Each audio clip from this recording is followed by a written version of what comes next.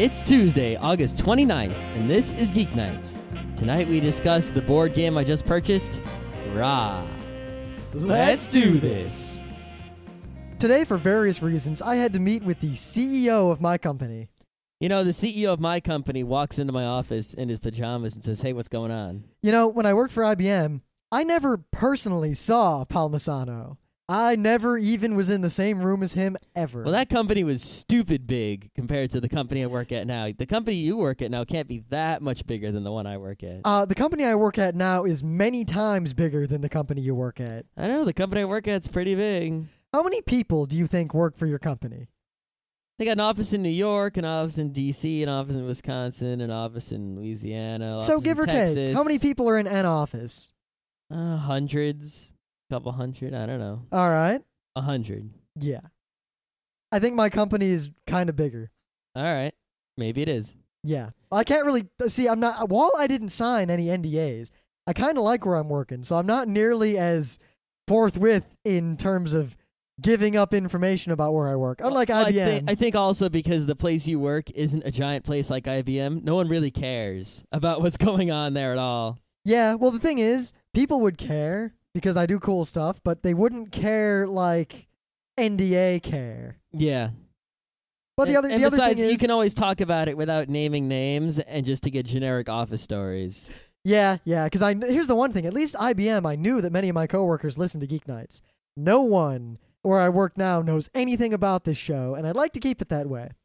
Yeah, I think it's pretty weird. Like, the people I work with are real internet savvy, you know, at least the 3 other people in the IT department, yet none of them seem to have found my blog or Geeknights or anything like that. Either they're really good at not letting on and not caring, or they just don't care to find or search for me or anything like that.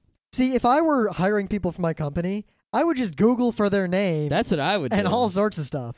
But a lot of this, well, I guess my blog existed before they Googled. But maybe they just said, "Oh, he has a blog," and don't care to read it. See, I'd read it. I would totally read it.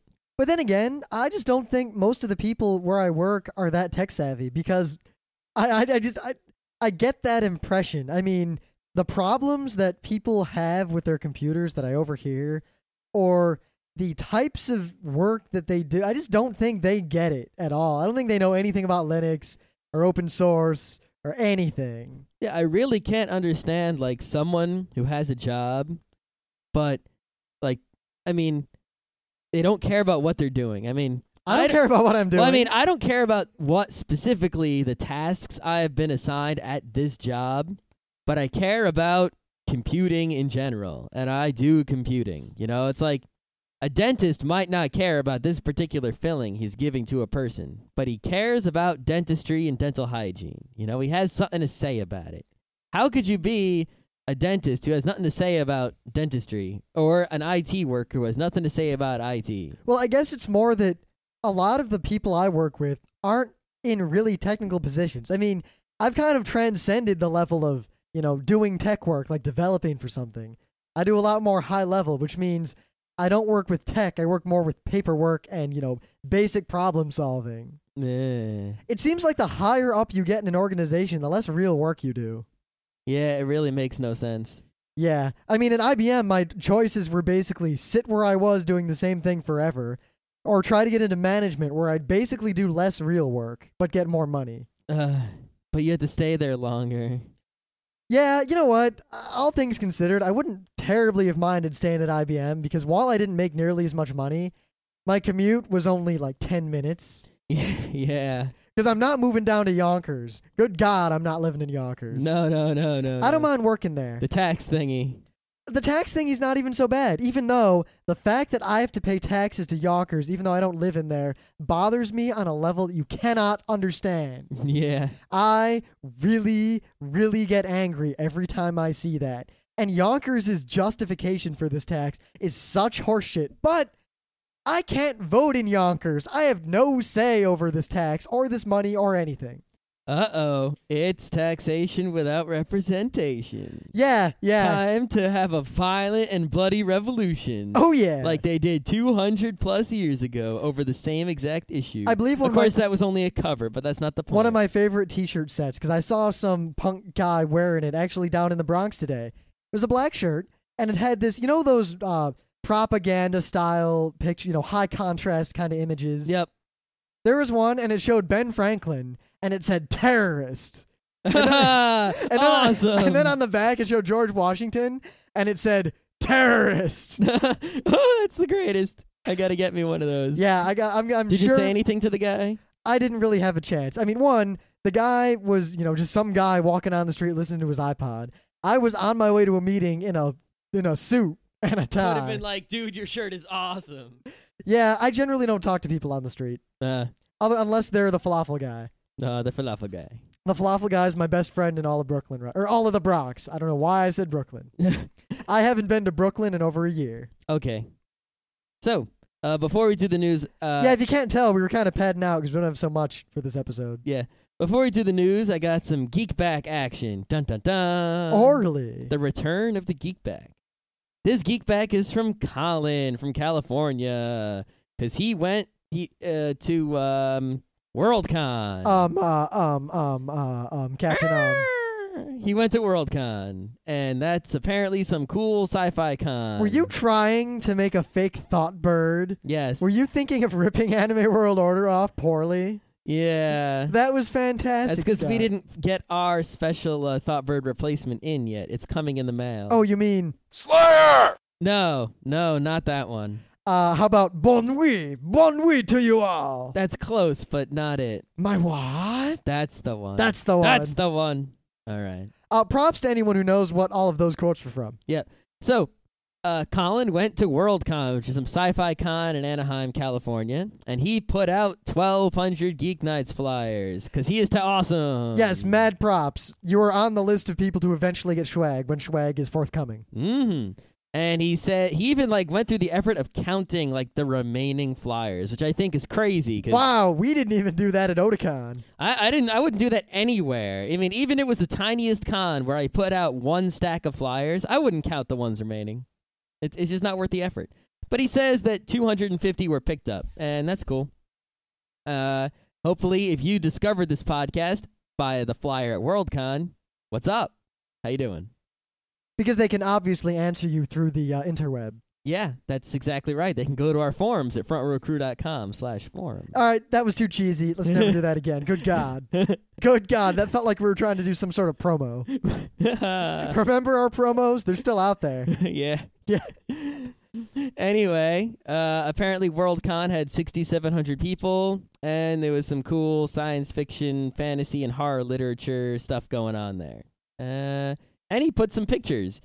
The pictures he took, there was an Astro Boy statue and a Gigantor statue next to a Dalek, which is cool. And then he took pictures of the Geeknights flyers in the little stand to prove that he did it. Yep. And he's not lying. Yeah, we would have believed him anyway. Yeah. I mean, unless you said, yeah, I put 100,000 flyers at PAX or something, we'll believe you. Pretty much, yeah. Speaking of PAX... News number 1. PAX was this most recent weekend, the Penny Arcade Expo. Now, for anyone who doesn't know, and we use that phrase a lot, but I stress it here because I don't think there is anyone. Penny Arcade was a small webcomic about gaming. Video gaming in particular. In particular, the video game industry and recent news in the video game industry. Over time, it grew to be by at least an order of magnitude the most widely read webcomic known to man. Yeah, I really don't think there are any other strictly webcomics that are beating Penny Arcade these Not days. even close. Like Mega Tokyo, not even a chance. Now, Otakon has between 20 and 24,000 people every year now. Mm-hmm. Otakon's been going on for a long time. PAX had 20,000 people this year. Yeah, PAX and Otakon are basically equivalent in population, as far as essentially equivalent. Now consider that for a minute. Otakon is a con for all fans of anime, manga, Japanese film and culture, anything, Asian films, kung fu. Yep. Penny Arcade Expo is just a con for a webcomic. Well, if you think about it, yes, but in reality, it is a gaming in terms of board gaming and, role playing and tabletop gaming, and also gaming as in video gaming. It is all gaming. Yeah, Penny Arcade has basically become one of the rallying points of a wide swath of geeks. Yeah, it's pretty much any sort of game. If you play games and you're a geek, Penny Arcade, they got you covered. Even if you don't play games, it seems like PAX is going to be the biggest geek con in the country very quickly. It's really sad that the biggest geeks in the country over here on the East Coast can't get there. Yeah, but think of this. If they have East Coast PAX, if there are 2 PAXs a year, oh my God, one in the East and one in the West, each of which would probably be as big as, if not bigger than, Otakon. Yeah. Maybe we'd have to switch up our policy and make the Week of Awesome be after PAX. I think it would be Otakon, Week of Awesome, and then PAX. I don't know if my feeble brain could handle such awesome. My brain is much less feeble. Thus, I would take full advantage of the double-powered, quintuple. No, you wouldn't. You just have awesome. some sort of nerdgasm and pass out. That's the same thing as what I was just saying. You just translated. Yeah, now, we don't have a lot of news. There's news about PAX. There's lots of coverage. If you want coverage of PAX that is on the internet, we're not going to give you all of that. No, the highlights from PAX are this. Cool people played Guitar Hero 2, which is a game that is not out yet. There was an Omegathon, as is usual at PAX, and the prize was a car. Now, a guy won the car. Now, what was the final game, the final test of battling between the 2 greatest Omeganauts of the year? Tetris. Tetris. Kremlin Tetris. Not Tetris 2. Nope, not Tetris 2. Not Tetris DS with T-spins. Nope, not Tetris DS. Straight up Tetris. Straight up. There was a freaking Kremlin on the screen, and then there were fallen blocks, and I'm pretty sure it was Karai Koveniki. Yeah, I couldn't really hear it that well. It might have been some other song from a ghetto arcade machine, but whatever. Yeah, the thing about, the only real news about the Omegathon is the guy who won, the way it works apparently is if you are a finalist in the Omegathon, right? So you are in the final match and you lose, you get the second place prize, which is usually a pretty good prize. I think this year it was like an Xbox and a shit ton of games and money. You get to come back next year and go into the Omegathon again. Good God! So the guy who came in second in the Omegathon last year came in first this year. And wow, that sets a precedent. No. So they were asking him, like, hey, did you lose in the final round on purpose last year because you knew the final prize this year would be better than the one last year, and thus you would get a second place prize and then a better first place prize? And he was like, See, the thing is, I wouldn't be able to do something like that. That is definitely the kind of game theory, cold-hearted thinking that would make a person succeed at life, losing purposely in order to win later on more. I have too much pride to lose purposely. Yeah, there have been times when I tried to hustle people, like in air hockey or in ping pong or board games and such, and I can't do it because I refuse to lose. I'll think to myself, I'm not going to lose to this asshole, and then I win, and then that's the end of the hustle. That's exactly my problem as well. So you can always trust us not to hustle you and to instead kick your ass. Yeah, if Scott's like, let's have a Mega Man 2 competition, and then he's trying to keep a straight face. Or if Brim says, hey, I bet that Bionic Commando something, and he doesn't start peeing his pants. Yeah, so I can pretty much guarantee that we'll be covering PAX next year. In the very least, East Coast PAX, if it happens. If it happens. And if you want to know more about what went down at PAX, because many awesome things went down at PAX. This place... Well, I saw a quote... Just from watching the videos, I get the feeling that it was the awesomest con ever. I saw a quote from someone who said, man, if you didn't have a DS, you were left out of most of this convention. Yeah, apparently they imported Mad Beanbag Cherridge for DS action. Apparently, the Best Buy that was adjacent to PAX sold out of DSs like Friday. Who people came to PAX without DSs? Actually, one person on Slashdot specifically said that everyone had DSs and he felt left out, so he went to buy a DS, and all but 2 had been already sold in the Best Buy. He said the Best Buy was barren. Wow. Yes, apparently the I don't want to say nerd, the geeks at PAX cleaned out this Best Buy. Did they even buy the refrigerators? I don't know. To hold their Mountain Dew, of course. Oh, obviously. Oh shit, maybe yeah.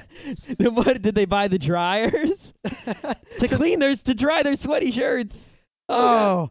And the washers to wash their brand new Penny Arcade merch. Or the overextended metaphor, or the joke that's not funny anymore. Yeah. Now, speaking of the DS, because it obviously went gangbusters at every con we have been to and every con we didn't go to this year. Mm-hmm. Except, I guess, I don't know, dentistry cons. I don't think the DS was real big at those. I don't know, unless DS stands for dentistry something. That was lame. Yeah.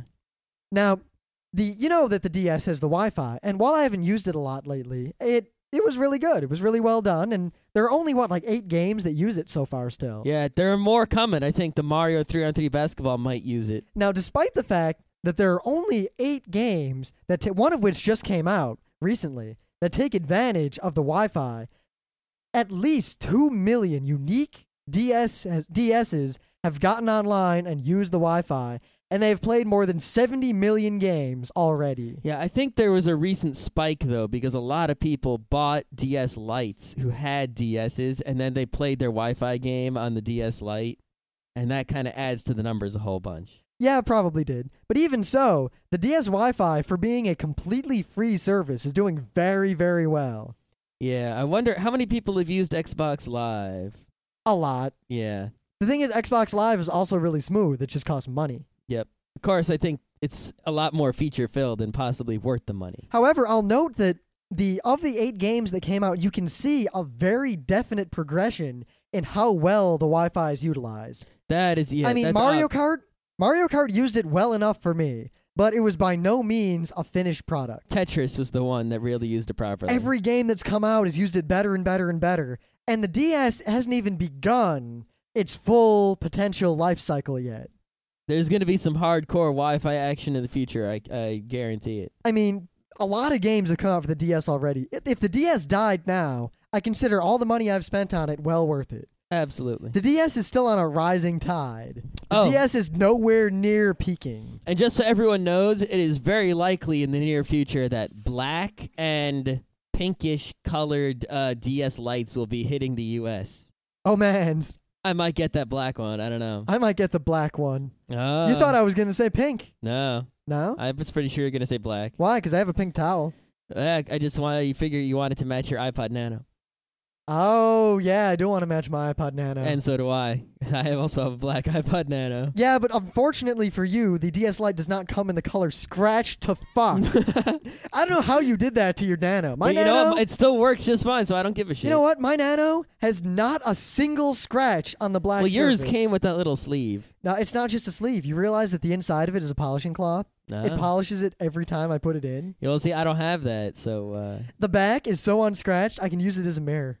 I can use the back of mine as a mirror. Yeah, if you want to see scratches. No, you can. It actually works pretty good.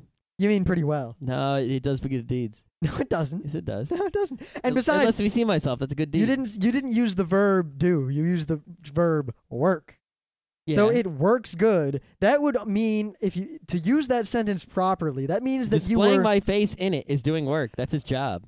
No. Work in that sense would have to mean working as in iron working, as in you took good as your medium and you worked it somehow.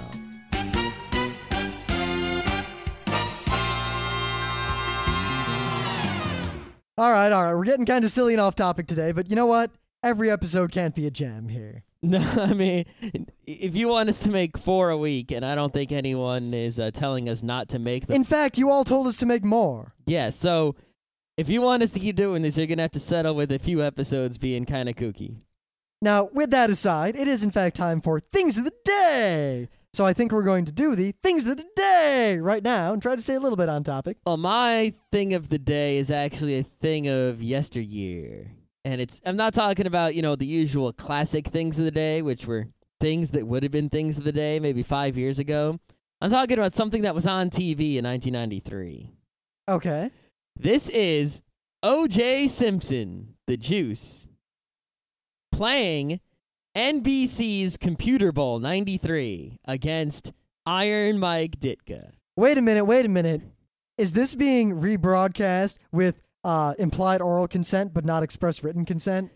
This doesn't even have implied oral consent. That is why this is so awesome. All right. Because this is like during the halftime show of an actual NFL football game, which means it is completely owned by the NFL. Yet, someone recorded it. Someone kept that recording until today, and then someone put it on YouTube. Thank you, Internet, for providing endless entertainment. Yes. So this is not only awesome because it is O.J. Simpson and Iron Mike Ditka playing a very old Sega Genesis football game against each other, but it is also awesome because you're really, really, really, really, really not allowed to put any video footage that belongs to the NFL on the Internet. So it's a double whammy thing of the day. Funny for two reasons. That is utterly fantastic. And O.J. Simpson. O.J. Simpson. Playing a Sega Genesis. All right, anyway, my thing of the day was actually on the forums. So one, mad props to Glimp7 for pointing this out to us. I'll give him props because it's one of the few things that has hit the forums that was actually good enough to where, yeah, this will be a thing of the day. And we hadn't seen it yet.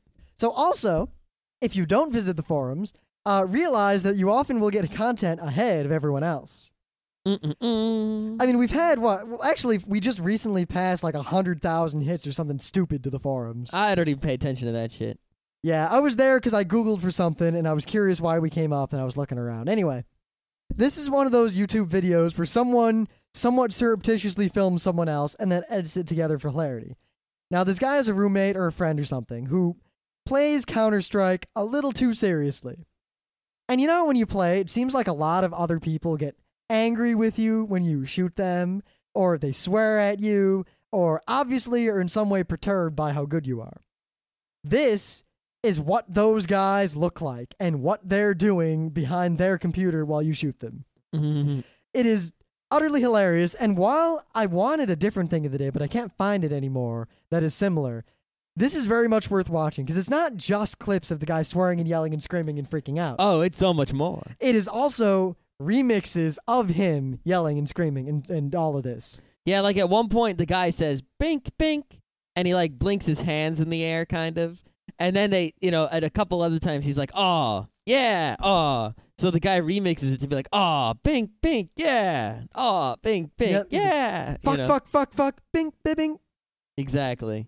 Now, there was one that I'm not linking to because I don't know where it is. I think I found it on File Planet, but you know what? Fuck File Planet. If that's the only place I can get it, I'm not getting it. Exactly.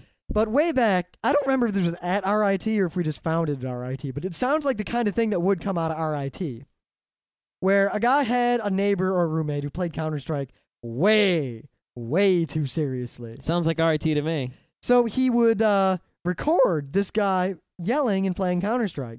And then he made a techno song comprised mostly of loops of this guy's yelling. Awesome. And it was absolutely hilarious. If someone wants to find it and deep in other people.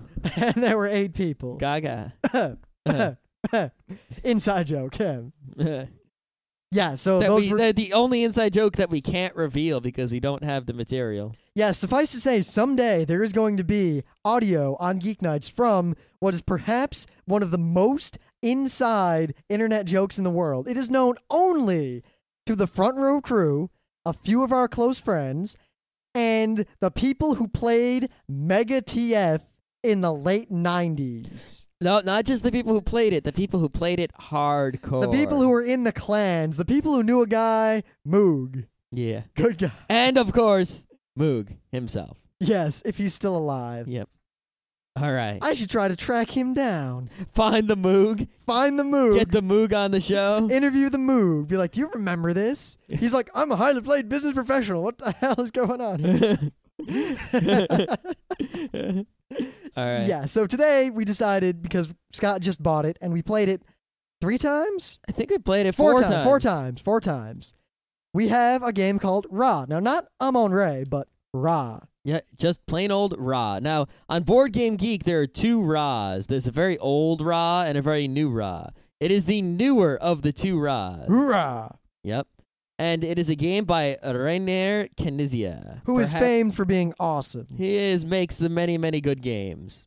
And also many, many not as good games, but still kind of good games. He is a great, great game designer. Now, Ra is a bidding game.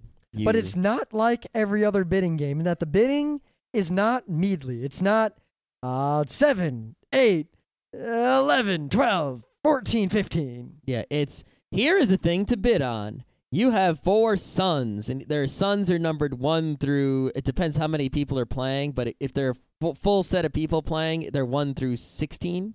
Yeah, 1 through 16. And depending on the number of players, you have 3 or 4 suns at your disposal. And you pretty much get 1 chance to bid. It goes around the table once, and you either bid or pass, and that's it. So let's say the bidding starts at the rim, and he bids decides not to bid. Then I bid my sun that has the number 5 on it, and then someone else bids the sun that has the number 7. Oh, I'm done. I can't, decide again to bring out my 8 sun or anything. That's it. Yep. Now, that way, the way the suns are balanced is that the way they're passed out, and this is determined by the rule book, it's really balanced where, like, one person will have 1 sun that's higher than everyone else's, but his other 3 suns are kind of low. And then, like, everyone can kind of trump everyone else, kind of. And it seems really balanced and well put together in that regard. Yeah, and each sun is unique. Like, there aren't 2 of the same numbered sun, so there's no chance of a tie. Yeah. Now, the other mechanic is that when you use a sun, you give it up, it goes into the middle of the board, and then you take back whatever sun was currently in the middle of the board and put it back in front of you but face down. You can't use it for the rest of the round. You can only use the sun once. But you basically, anytime you use a sun, you get whatever sun was out there if you win the bidding. Yeah, so the game starts off with the number 1, which is the lowest sun, out in the middle of the board. So whoever is the first to, bid and win puts out whatever they bid with out to the middle of the board and gets the number 1 sun. And when you do that, you get the sun from the middle of the board. You put it face down, which means you can't use it again in this epoch. And then there are 3 epochs in the game. You basically play the game 3 times. And you score some stuff each epoch, and you score some stuff at the end of the game.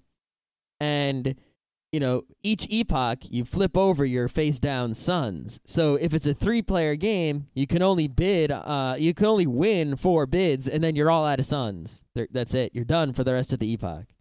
Now, the way the game plays is very, very simple. On your turn, there's a god card, forget about that. You can either draw a random tile from the bag and stick it on the auction cart, meaning that tile goes up for auction, or you can call Ra, which means we have a bidding round immediately. Yep, now, there is also a chance that when you take a tile, it's a Ra tile, which means, we call Ra anyway. Now, in addition, the Ra tiles, every time one's drawn, it goes on the top of the board, and there's a number of slots. And an epoch ends immediately with no bidding when the last Ra tile fills that top. And there are a lot of Ra tiles. Yeah, there are 30 Ra tiles in the bag. So basically, it'll come down to, say there's 2 spaces left up there and people are drawing, and then someone draws a Ra. Now, if any other Ras are drawn, the epoch is immediately over, there is no more bidding, and that's the end. So people who still have face-up suns are really kind of screwed at that point, because they either have to hope that a Ra doesn't come up, bid real quick and win to get something before the epoch ends, or, not have put themselves in that situation. Yeah, generally what you're bidding on are all these different tiles. I'm not going to go into the different tiles, but some of them stay around, some of them disappear each epoch, and some of them, if you don't have enough of them, you lose points. Some of them only get you points at the end of the game. You're just trying to get lots of tiles, and the more tiles you have, generally, the more points you get. But, certain tiles give more points to certain people. Yeah, and really, that's pretty much the entire game, other than, the specific rules and tiny little things about it. There's really not much to it. You make very few decisions during the game, but the game's still a lot of fun. Yeah, the game was definitely like usually bidding games aren't way fun. Like Pizarro was literally everyone bids on a finite set of things, and then you count up your points. Yeah, it was nothing that game. What's another example? Tower of Babel was a bidding game. God, Tower of Babel. Yeah. I'm sorry, Pete. I'm sorry you bought that game. Yeah, I don't know why. You gotta look games up on Board Game Geek before you buy them. Because seriously. But I mean, I guess the thing that I thought was both cool and that I have a problem with Raw. I mean, we haven't played it enough to be able to fully analyze. yeah, the I mean, game. we played it 4 times. I have not come close to figuring out everything there is to know about. But this game. I know that of the 4 games, everyone pretty much went the same way, and your choices are basically take the most statistically likely chance to win. I mean, think of it like a horse race. You can bet on the 2-to-1 horse, where you're very likely to win, but you won't get as many points. Like, you'll win, just generically. But you can also bet on the 10-to-1 horse, and you're less likely to win, but if your boat comes in, you super win. Yeah. And this game is like that, in the at least so far, in the sense that there's the obvious, safe, conservative strategy, and there's the very risky, but if the tiles come up right, you'll win by so much that no one can even come close to you.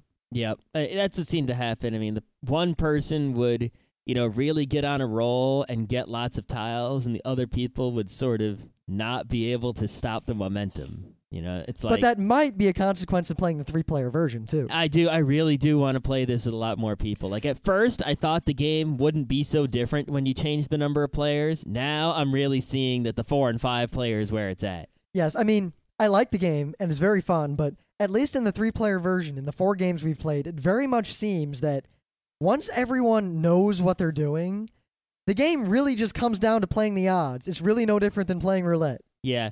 It does sort of seem like, like I can see how luck is a big factor, but it doesn't quite feel like it's a total random game. It feels like there's something else going on that is, skill and decision-based. We had an argument like this before the show, and I disagree with Scott very strongly, and Alex disagrees to a somewhat lesser extent than me, but he still disagrees with Scott, in the sense that the game really comes down to just an odds game, and the only decisions you make are you look and you can say, by doing this and following this basic strategy and going for these tiles and calling raw at these times, I will have a X percentage chance of getting Y points.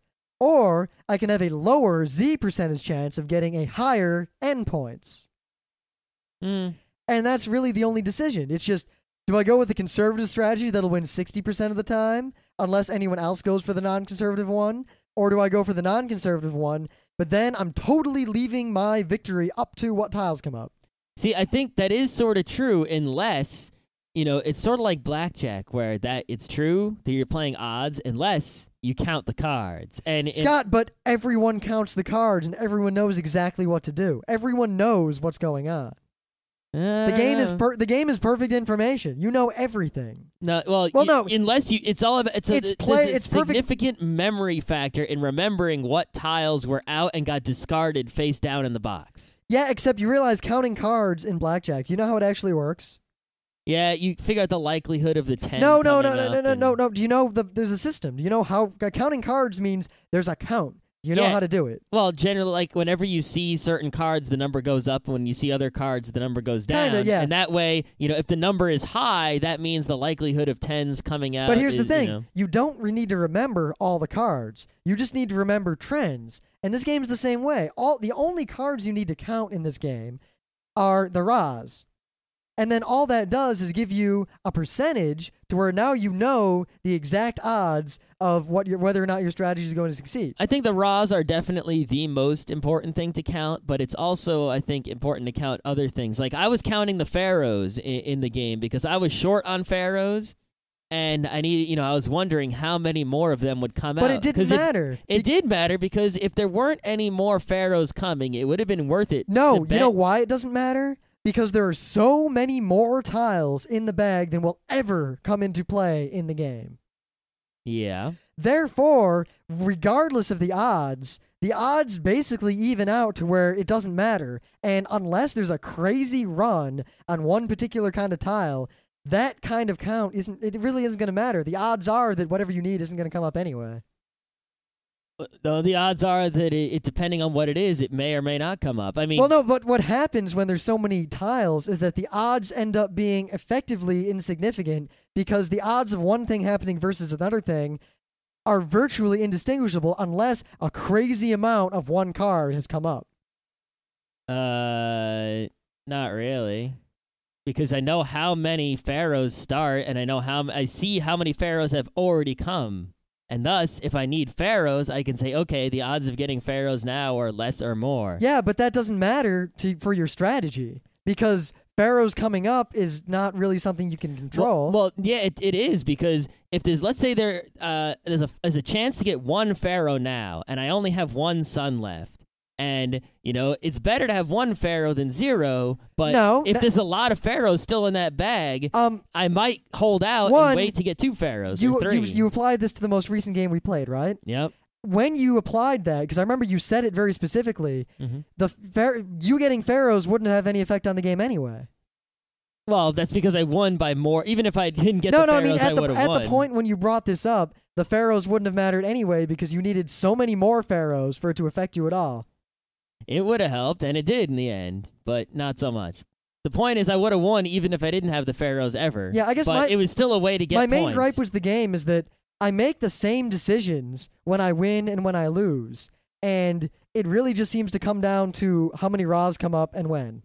Oh, see, I made I won the first time I played and the most recent time we played, and I made very similar decisions both of those times. And the second and third times we played, I just kind of played casually, just trying stuff out to see what worked, calling Ra at different times, and but you're really only in the most recent time did I have an idea of what I wanted to do, and I was thinking about when to call Ra and thinking I was doing a smart thing. But here's the problem. When you were thinking that, Alex and I were thinking the exact same thing.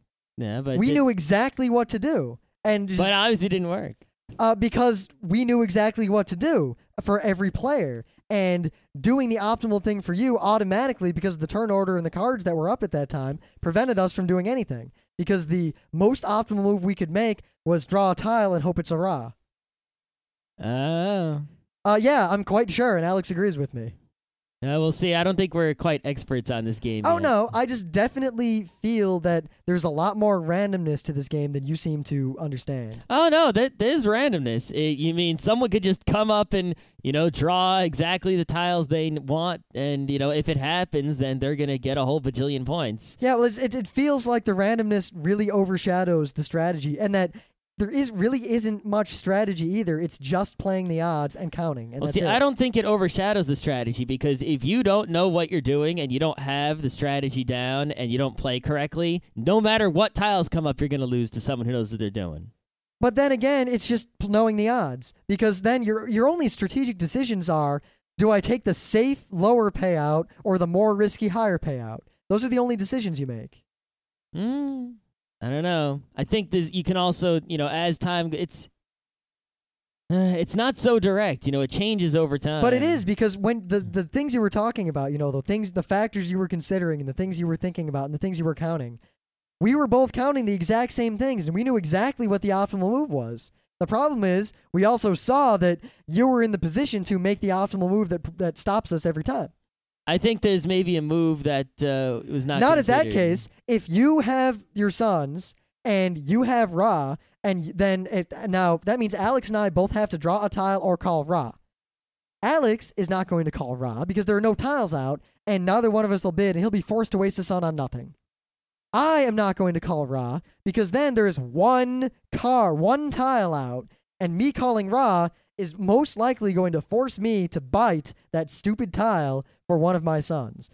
It gets to your turn. Now there are two tiles out. 2 tiles is the magic number, especially when you have low-numbered sons. I guess, but Well, because remember, the time I won mostly by doing exactly what you did. I got to the point where I had a bunch of sons, and I had Ra. So I'd let it go around, and I would call Ra every single time it got to me, because the 2 tiles seemed especially optimal, because people would either give me what I wanted, or they'd give up their sons. See, but by that logic, eventually someone drew a Ra tile, or Yeah, eventually I would take a tile and put it out there. How come when you didn't then, at that point in the game? Because it didn't happen. It happened many times. No, because by the time it happened, then it was a totally different strategic area, and calling Ra was bad for another reason. I think there's just something that's being overlooked here. No, I think there's just so much randomness in the game. It might be mitigated by having more players. More players definitely help out, because think about that. One guy draws a tile, the second guy draws a tile, the third guy calls Ra. You have these fourth and fifth guys sitting there going, who didn't draw a tile or call Ra, but can bid. Yeah. Yeah, that would definitely throw things off. Plus just the fact that the Ra tiles have so much influence in the game, and whatever your strategy is, the end result is how effective it'll be. Almost always comes down to the Ras. Because if you play conservatively and normally, like the straight-up way we've seen, then if the Ras come out too slowly or too quickly, you're fucked. And people who bet on the Ras coming out slowly or quickly just win by crazy leaps and bounds. Yeah, it does seem like if you don't bid and you keep your sons and the Ras come out very slowly, then other people are kind of forced to bid, and they will buy things and then run out of sons, and then you win because now you can deal out a whole bunch of tiles and take them all for yourself.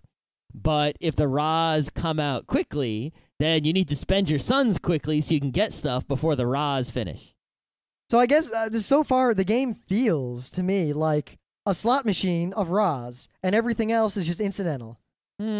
That's the feeling I get. I still like the game. It feels a little different than that to me. I mean, I'm not going to say this game doesn't have mad luck factor. It has a significant, horrendous luck factor. I just do not think the luck factor is the number one dominant factor. I would say is the number two factor. I think it's the number one factor when players are playing intelligently. Maybe, but I would agree. Scott, I would agree with that if I was confident that we but knew Scott, this no, game consider better. it this way: the odds are known. Unless you have a shitty memory and you can't count the tiles that have come up, the odds of anything happening are fully known to everyone. Everyone knows the odds of anything coming up. Everyone knows the chances of any strategy has of succeeding. Yeah, and everyone knows everyone else's bidding power. So everyone is making the best decision they can make unless they are stupid. Therefore, what's the only other factor in the game? See, but I don't believe that everyone is making the best decision.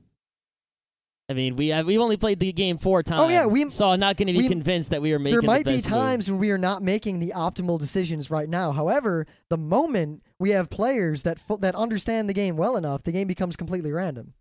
Which is true of many games. I just feel like it's going to come much quicker in this game. Or this game is going to become nothing but a memory/risk-taking game. Maybe so. Maybe so. Anyway, it is the 7th highest ranked game on Board Game Geek. Well, I can see why. The game's really fun. Yeah. I feel like I felt absolutely no satisfaction when I won, and I felt absolutely no apprehension when I lost. Like, I didn't think, I could have done better. I thought, that's how it turned out. And when I won, I thought the exact same thing. I don't feel any different when I win or lose. I just enjoy playing the game. See, the first time when I won, I was like, okay, at a game we'd never played before, I won. That was random. But the second time, I was like, okay, I lost by a little bit, and I kind of was like, yeah, whatever. The third time, I was like, when I got completely hosed and I had no points, I was like... No, you had 3 points. I had 3 points, which is less than I started with. And I was like, okay, I did something stupid. What did I do stupid? Now, see... And the most recent time, when I just won by a landslide, I really felt like I did some smart moves. But in the game that you lost, you didn't really do anything stupid from what I could remember so much as I did to you the exact thing that you did to me in the game we just played. Yeah, but in the game we just played, when I did it to you, you didn't end up with 3 points. Well, yeah, that's because I got really, really lucky in the second epoch. Maybe. It was because I was totally not doing well at all, and I was losing by a lot. And then in the second epoch, through pretty much randomness, I happened to have the position in place to get a whole bunch of points all of a sudden from a bunch of gold. Because there happened to be a tile out there that you weren't going to take because it was going to destroy your civilizations, and Alex wasn't going to take because he had already spent too many of his sons. Yeah, so, those disasters do kind of throw things off. Thus, it was a set of tiles that neither you nor Alex wanted, and that happened to be super, super, super points for me, just because of the random monument or the random stuff I happen to have, not the monuments. Yeah, I guess. So I would have done really, really terribly in the last game, like more so than I did, except for the random good luck I had in the second epoch. Also, I think that from what I've been reading around about this game, in the lower player games, there seems to be a more significant factor of screw the other guy. And when there's more players, that becomes much less of a factor. Yeah, I definitely want to play the game with more players. Yeah.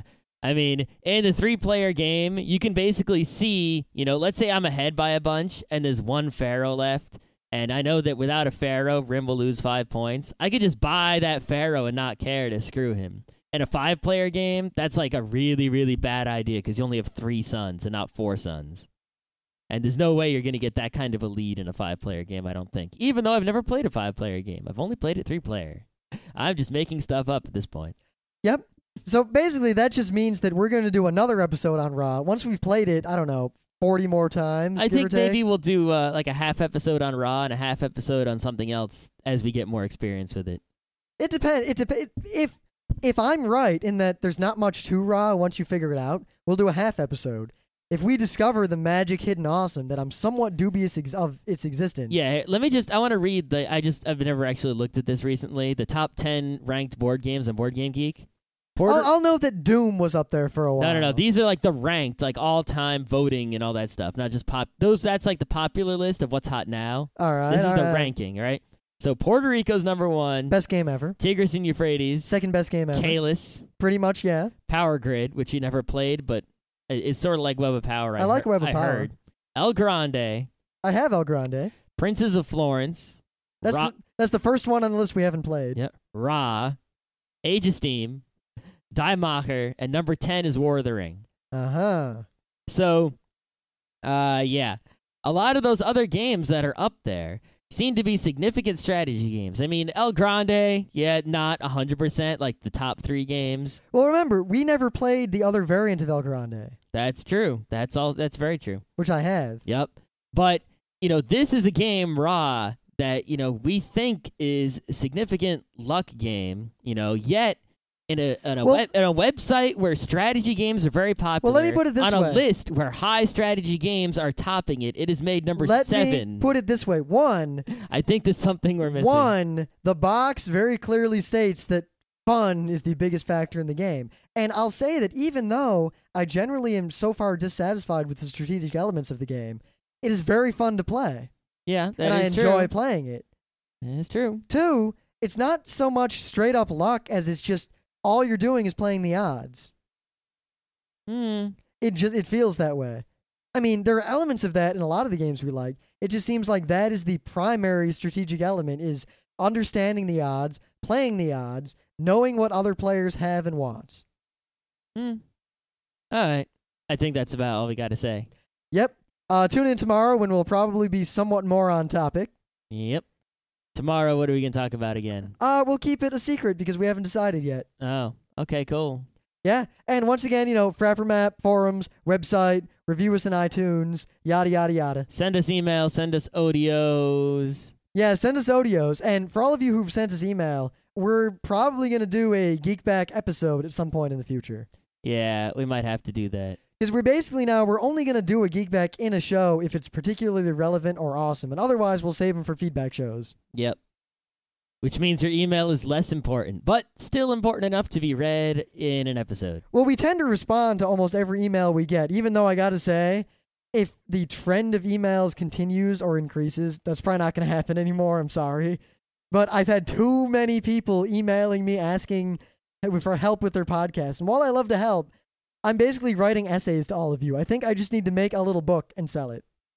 I think that's a fantastic idea. Make like a little tiny handbook. Be like, this is how to make a podcast. Go away. Well, no, I think we should go with that other idea of we'll take a video of, Rim's screen when he does the podcast post-production and all that jazz, and that way you can all watch it and figure out what to do. Yeah, we're actually... And then we'll make a short YouTube of like what we have set up.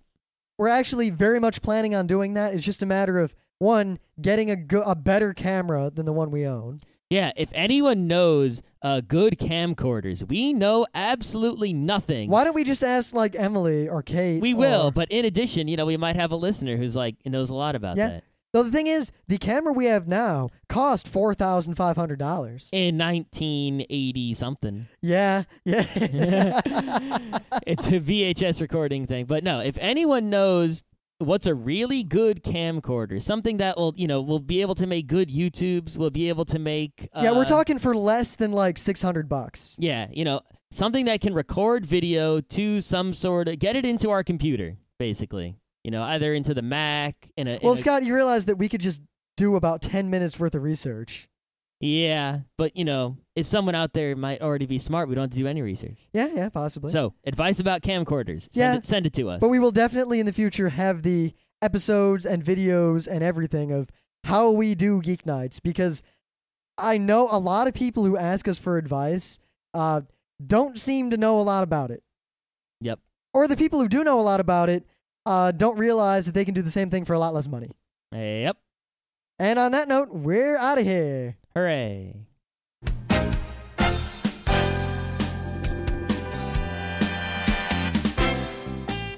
And that was Geek Nights with Rim and Scott. Special thanks to DJ Pretzel for our opening theme. Be sure to visit our website at www.frontrowcrew.com. If you like our podcasts, you'll love our forums. Make sure you visit them. You can send your email feedback to geeknights@gmail.com. And if you want, you can leave us a voicemail at 206-333-1537.